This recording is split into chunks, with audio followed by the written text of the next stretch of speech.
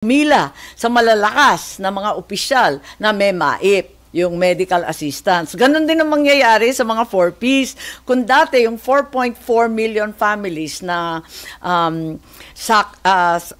saklaw ng 4Ps program, merong inaabangan at inaasahan kada buwan. Ngayon, talagang pipila ka na naman at parang hihingi ka na naman, luluhod ka na naman sa malalakas para humingi ng akap. Parang gano'n na lang ang nangyayari. Gano'n din siguro kapag veto, malamang mauuwi nga katulad ng nabanggit ko sa FLR for later release. Tapos pupunta ka sa DBM, sa DPWH, lalakarin kung sino malakas, yun ang okay. Kaya nananawagan ako kay Executive Secretary Bersamin.